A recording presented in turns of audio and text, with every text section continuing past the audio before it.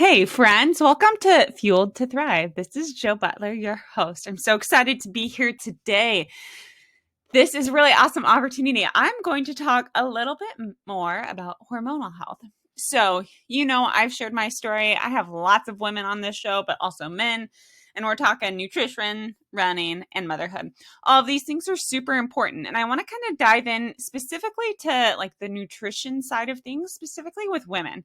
So I'm not exclusively to women, but I definitely have a niche towards women and female health, specifically female athletes struggling with things like amenorrhea or oligoamenorrhea, where they have been struggling with absent or irregular periods. Now, there's a lot of information out there about nutrition, and you're going to see a lot of stuff from a lot of random people.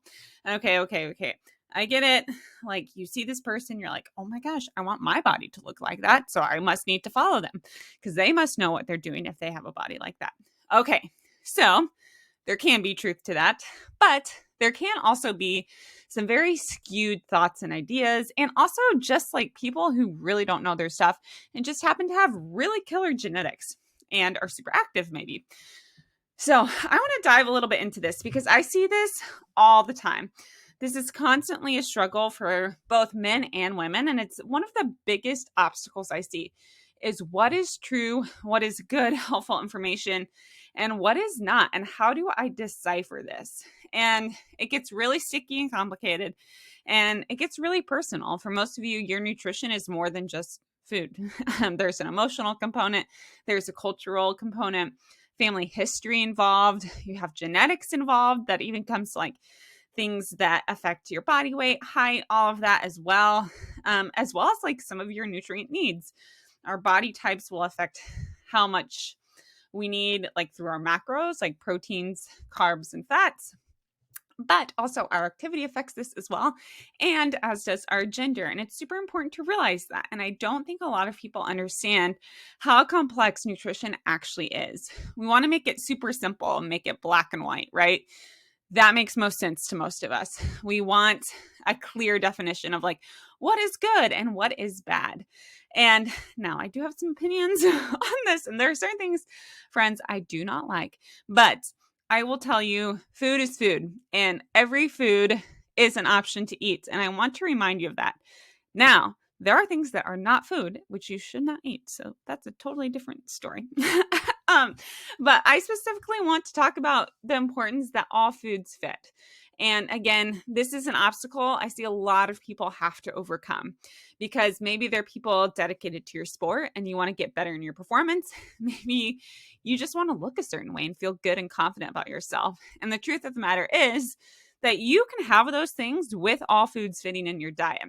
And there's actually a lot of problems that come into play when you listen to fitness professionals, maybe not even pros, but people who are in the scene and maybe have some sort of popularity, or people claiming to know nutrition and don't actually have the education behind it. Now, that may not mean they don't have some good advice here and there. That doesn't mean they aren't eating healthy, but I want you to make sure you know what you're doing is important and right. So there's a lot out there about restriction. And this is something I really want to talk about today because this really fits within the spectrum of all foods fit. This is a super important philosophy of mine, as well as something that's just super important across the board, specifically with our mental health. So I'm going to talk a little bit about restrictive eating. And for all of you out there who maybe struggle with this, if you have an eating disorder, maybe this isn't the episode you listen to, not because it's not helpful and informational,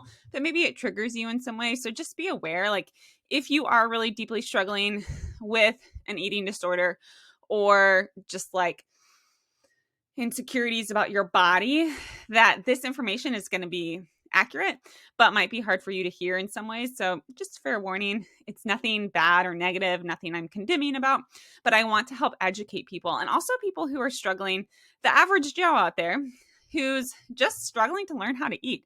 You're trying to figure this out and you're trying to decipher all this information. And maybe you have issues with binging or overeating at times, or maybe you're like, why can't I lose weight? Or maybe I just don't feel confident about myself and I feel like I'm doing everything right. Well, this is where I want to talk about some things because nutrition is not black and white. In fact, it's pretty gray, and we have some really solid science behind it. But the truth of the matter is, every single person's body is different. Everyone metabolizes things differently, and our lifestyle plays a huge, huge, huge, huge, huge, I mean, exponentially large factor to our body, how it metabolizes things, to our stress levels, and how we perform and function throughout the day. So your lifestyle affects your nutrition just as your nutrition affects your lifestyle. They go hand in hand, and we want to separate the two, but you cannot. You just can't do it, guys. Your lifestyle and the lifestyle you choose and your nutrition habits and what you eat go hand in hand. They just do. So if you are someone who is crazy busy all the time, you hardly ever sit down, you struggle to do self-care, that is going to affect the foods you eat. It's going to affect your hormones as well. Your stress hormone is probably going to be elevated. Stress causes you to retain weight, and it's going to mess with your appetite, whether that causes you to have an excess appetite to want to always eat, or for some of you that can repress an appetite and cause anxiety and cause you to lose your appetite altogether and make it hard for you to eat. And those things not only affect like what we choose to eat, but how much we eat, how frequently we eat, and the types of foods we choose. Because if you are highly stressed all the time, it's likely that you're going to choose more highly processed foods because that's what your body wants because it's stressed and it doesn't know what else to do.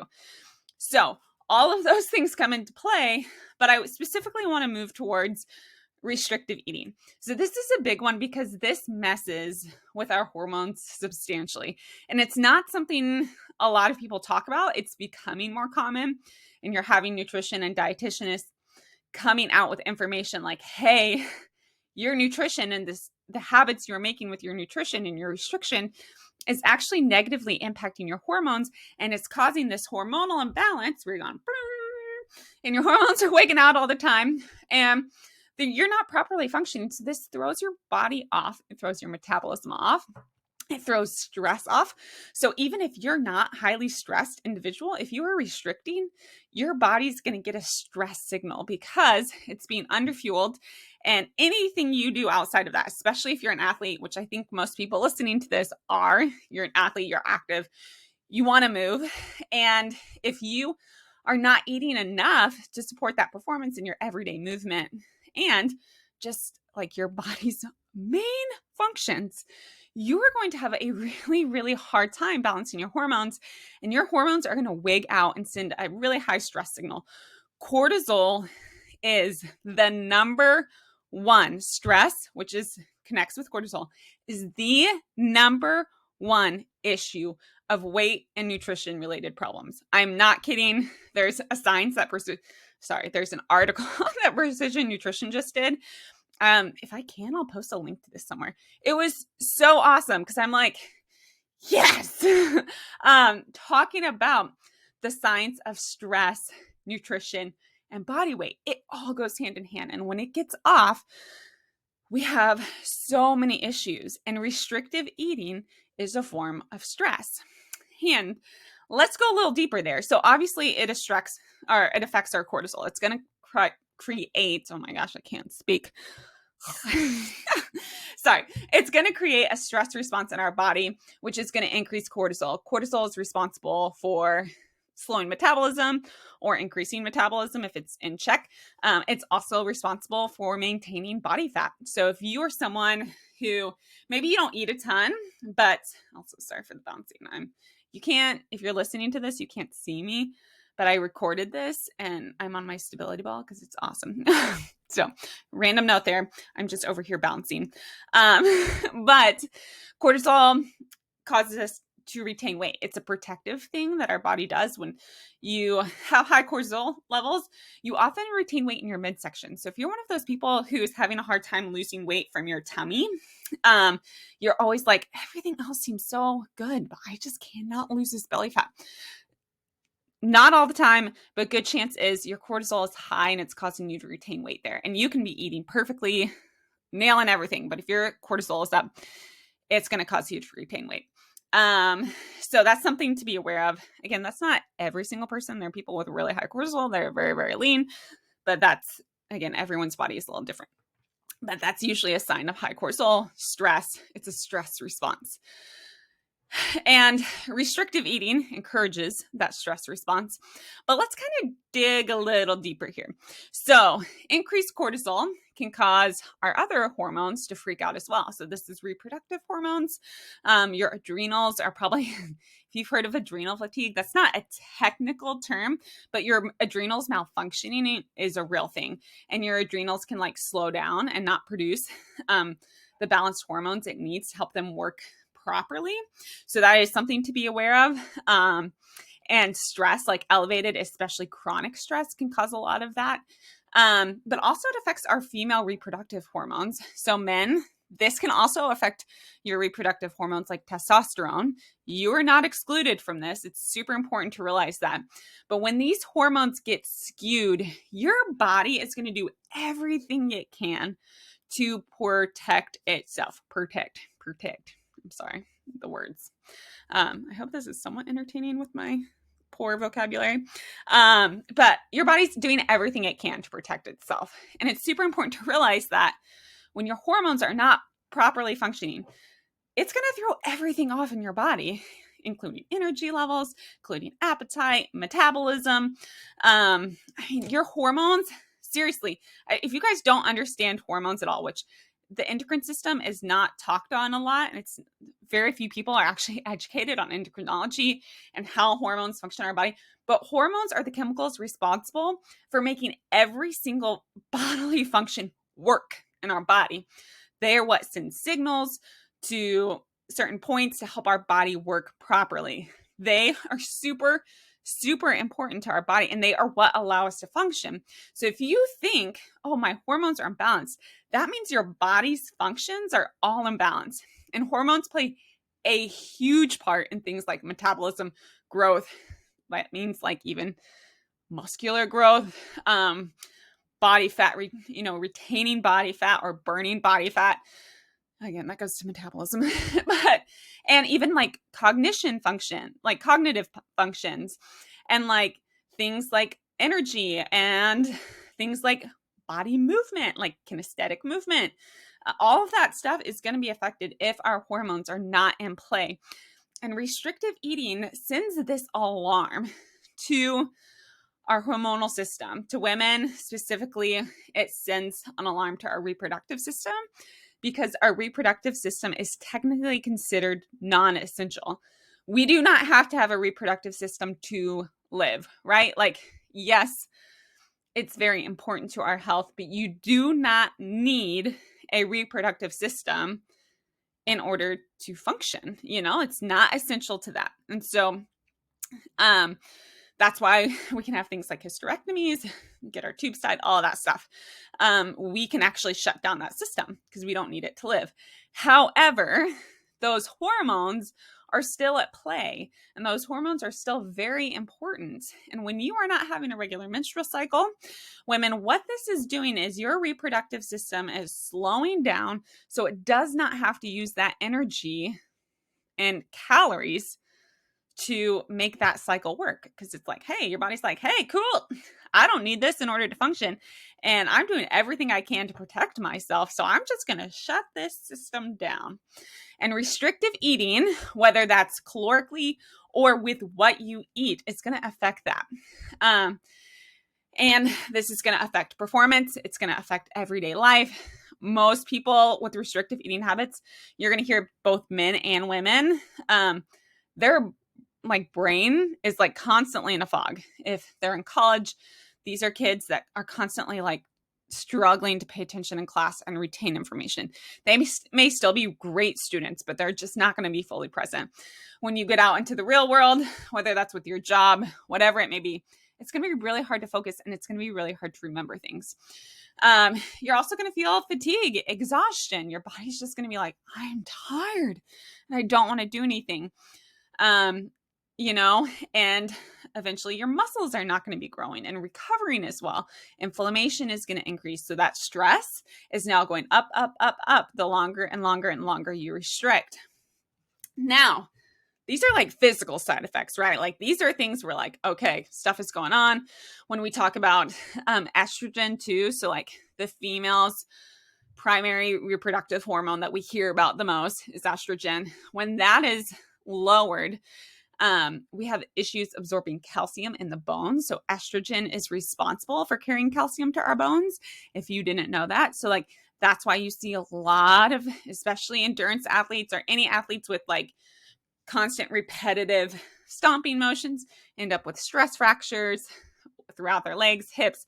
It can happen anywhere, but it's most common in like the shins, feet, hips, stuff like that. And it's because they're losing bone mass because they're not absorbing that calcium. So that's another issue we talk about.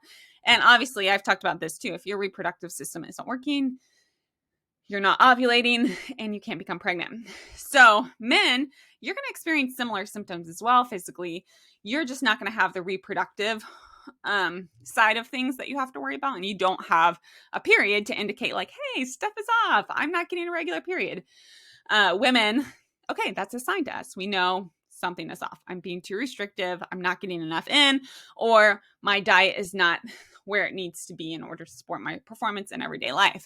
Now, I want to move into like the mindset, like the mental obstacles of this, because restriction of any form, like I'm going to say this, and again, if this triggers anyone, please know like that's not where I'm coming from. I'm coming just from a place of saying like, this is still considered a restrictive pattern, a restrictive diet.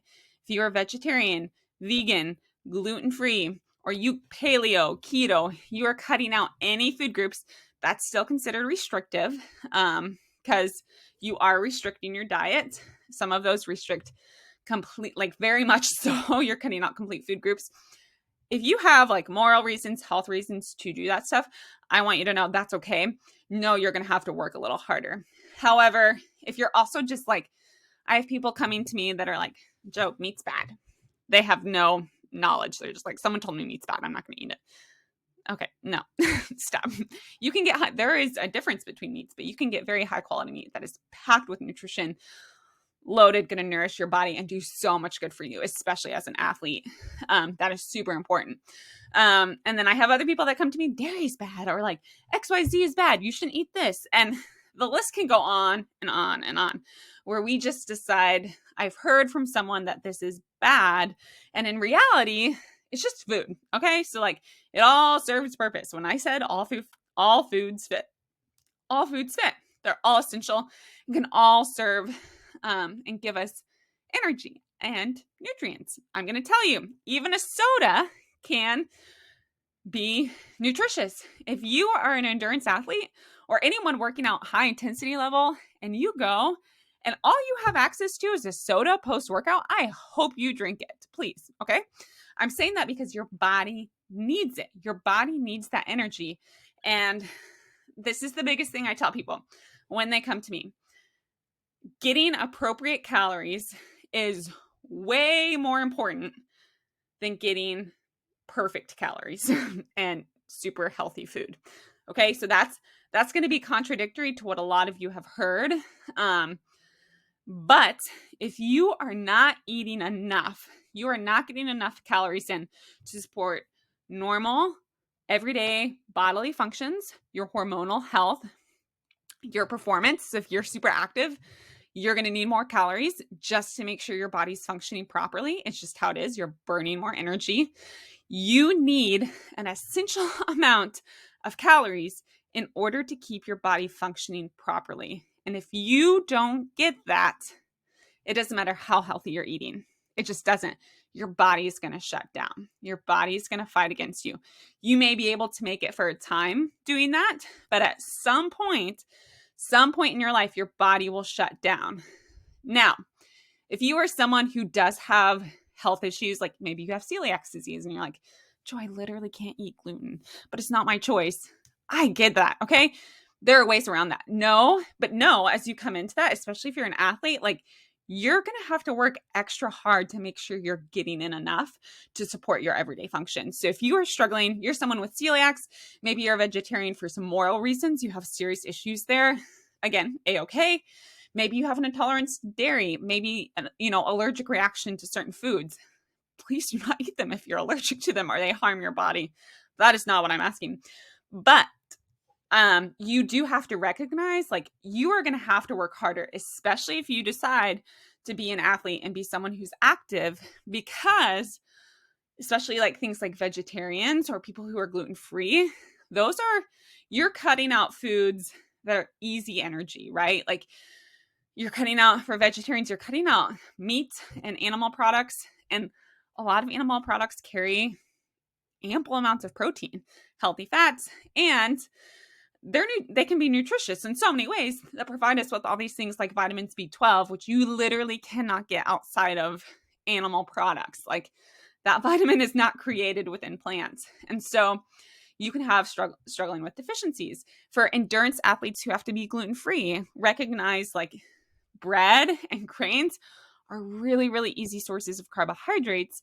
And those are easy. It's an easy way to get stuff in. And if you can't have that, you're going to have to work a little harder to make sure you get in adequate amounts of carbohydrates, right?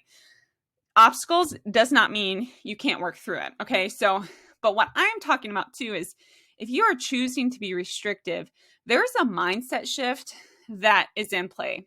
So there is something holding you back from eating certain foods.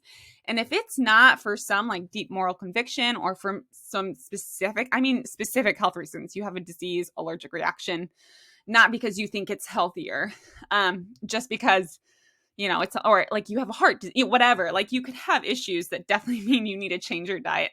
But for the everyday, individual, most of the time we can, all foods fit in our diet and we can eat just about anything and be healthy, like, again, in moderation. I'm not just telling you to eat Oreos all the time. You would not feel that great, but can you eat Oreos? Yes. I'm telling you, if you just ate kale all the time too, you'd feel pretty crappy. And you'd be pooping a lot, a lot.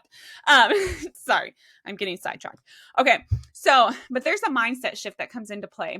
And so one of the biggest obstacles I see here is people coming in with some mindset struggles here where they're like, I literally can't eat that, or I'm afraid of that food because that's bad. And something that I want to talk about is just the difference. Like, we as humans, we like black and white. We like all or nothing. We are extremists. It's in our, what's the word I'm looking for? It's just who we are as individuals. It's like how we were created. It's intuitive, like that's what we want to lean to. That's why we have so much division in our world, in our country, and even within religion. It's because we like black and white. We like all or nothing. However, most of life is not that way if you've lived it all. Food is not that way either. And so it's really important to remember that food is food. So when I say that, I'm saying that all foods fit. All foods can serve a purpose. And it's just food. Okay. So like, what you eat is not the end of the world. It's not everything.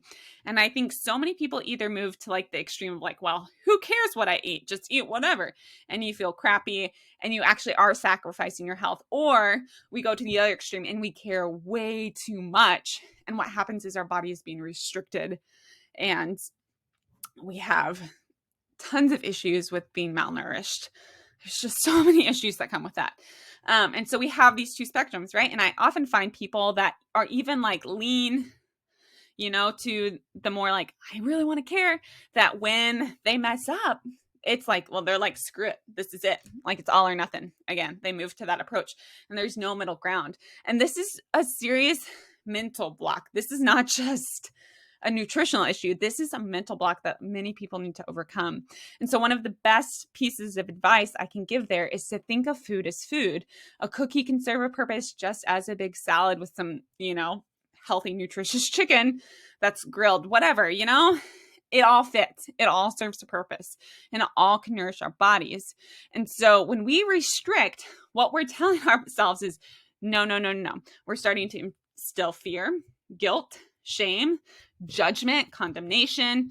There is a whole plethora of feelings once we say, no, I can't have a food. To place on top of that, intuitive human behavior is then as soon as you say no to something, you fixate on it, right? Like, you all have been there. Do not tell me you haven't. When you've been like, I'm not going to have ice cream for 3 weeks. And then all you can think about, especially like the first week, is ice cream. It's all you can think about, right? You're like, oh my gosh, I just want ice cream. I just want it. I want it. However, if you have a really good relationship with food, which this takes time to build, don't expect this to happen overnight. Most people will be like, oh, ice cream sounds good right now. Okay, cool. And then the next day, someone offers, like, actually, I'm just not hungry. I'm good, thanks. I mean, it kind of sounds good, but I'm not feeling it. I'm cool.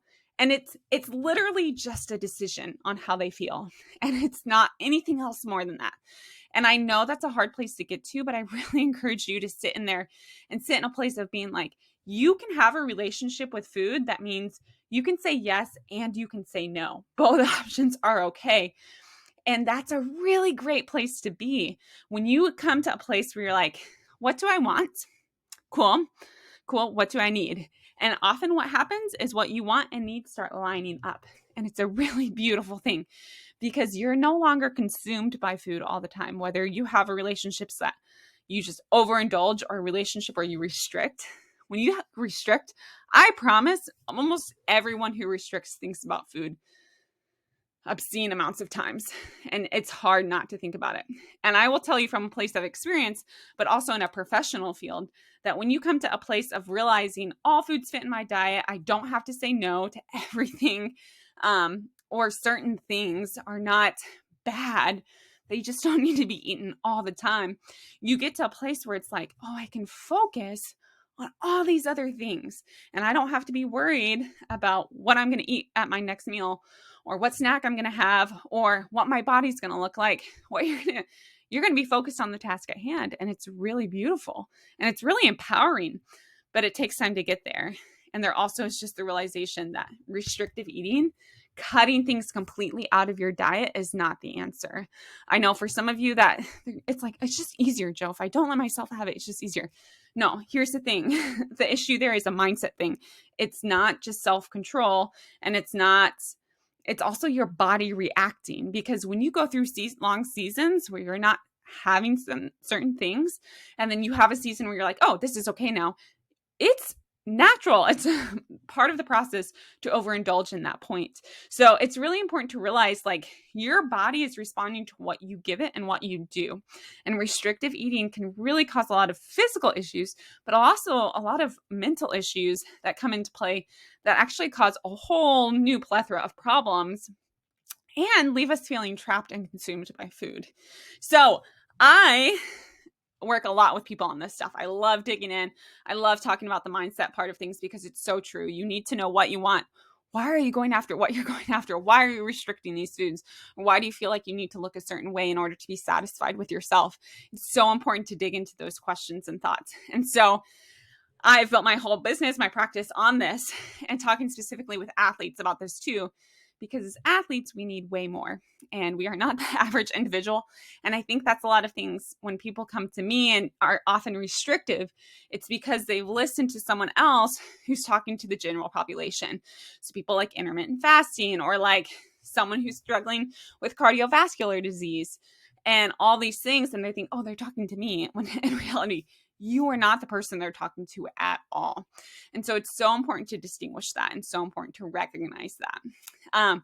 If you are interested in learning more, women specifically for you, I have a program coming up called Athlete's Guide to Period Repair.